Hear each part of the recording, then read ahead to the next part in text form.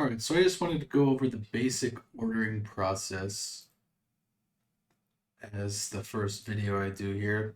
So when you're in CRMBOS, you want to make sure you're in the deals tab here, and then in this deals menu, you want to make sure you're in the shipments grid.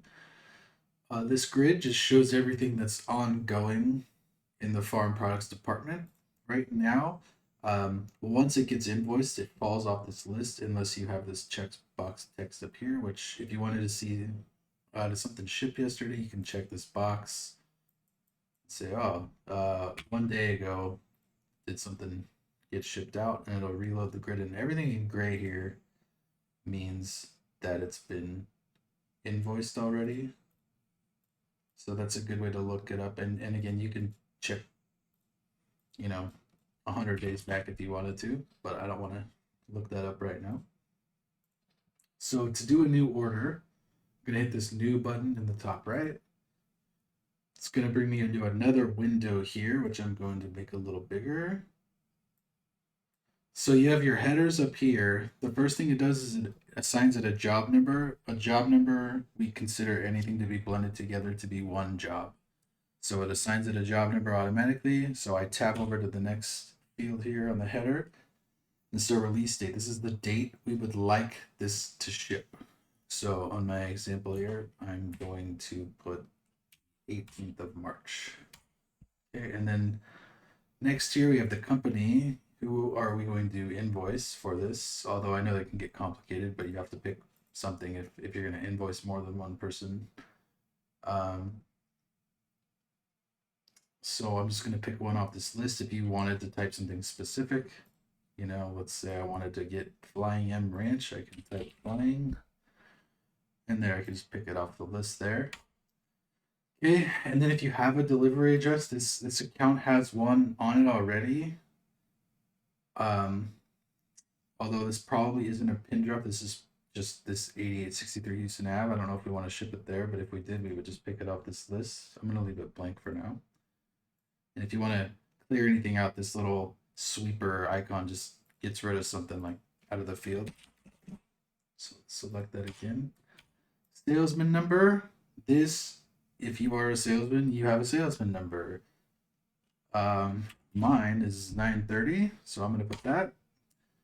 Location, this is going to default to come out of the farm products plant in Hanford, so I'm just going to leave that alone. So now I got all my headers done, so I'm going to start adding products to my list here. So I'm going to hit add item. Okay, and so what this did, we've got a grid view here, and then down here is where we're going to start entering stuff. So let's say I want 100 gallons of full spectrum. I'm going to start typing full spectrum. It found the right one, so I'm going to hit tab. Estimated units is how many of something we want. So if I wanted 500 gallons, I would type 500 here, and then the ULM stands for unit of measure. So I would put G for gallons here. Clear this out, you can see all the different unit of measures we have in here. These are probably not for the farm products side, but we've got gallons, Z for ounces up here, tons, pounds, you name it. Okay, and then we have a default price that will automatically fill.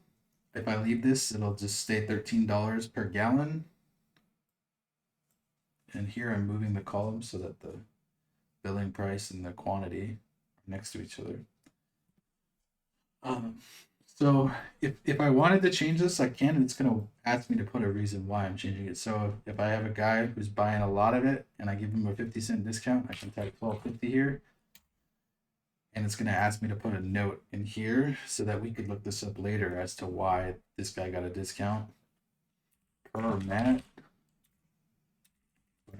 Volume for discount. There we go. So that's now associated with this product. Okay, so they're also going to put some other stuff in this blend. So I've got 500 gallons of full spectrum at $12.50 per gallon in here. I'm good. I'm going to start the next item. Let's say they want some KC70 and take KC. Let's say they want 300 gallons of this stuff at $11 a gallon, which is our default price. Okay, so this is going to be, well, let's throw some nano in there for good measure here. There's a lot of nano. Call it nano N.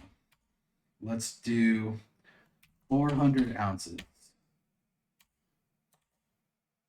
For some reason, I have to look this up, but it didn't put a default price, so I'm going to put $1.70 per ounce in there. Okay, so I'm going to save this. All right, these are all good to go. Delivery, so my order itself is built. This is now over on the back end of the system, so Michelle or whoever's processing the order can look at it and approve it. Delivery plan, right now we have this address selected at the top, so it's just scheduled to do 100% to here. If these columns go a little big, you can right click and do a best fit to get them so that you can read everything. So right now 100% is going to this address in Hanford. What we can do, we can add pin drops like normal, and when you do this, you're going to permanently associate this pin drop to the account forever. So if this ranch has, you know, a field B7 and there's a tank there that you want it to go in, you could call this field B7 tank, and then you could copy and paste a Google Maps URL. I don't have one on my paste buffer here, but you know, it looks something like this, you know, with all this. And then you would hit OK, and that would save it. And forever, that pin drop, you would be able to select that pin drop up here from now on, so that you don't have to remember the pin drops or go look them up or make them again. Okay, billing plan. This is where you can put your PO numbers on your orders. You can just type it directly into the grid here, or if you want, you can do show details and then put it down here. Also a farm name. So if Flying M Ranch wants it to say, I don't, Flying M Farms, because they don't like the ranch on there, you could type that, and that'll show up on the invoice so that there's no conflict later. Okay, get out of that. So I'm going to save this again. And then if you wanted to add any notes in here, this is still a work in progress. I would like this to be easier to read, but for now, you can type your notes here.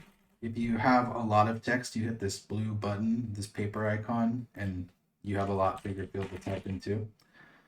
And then once you have your note, you have to put a use for it.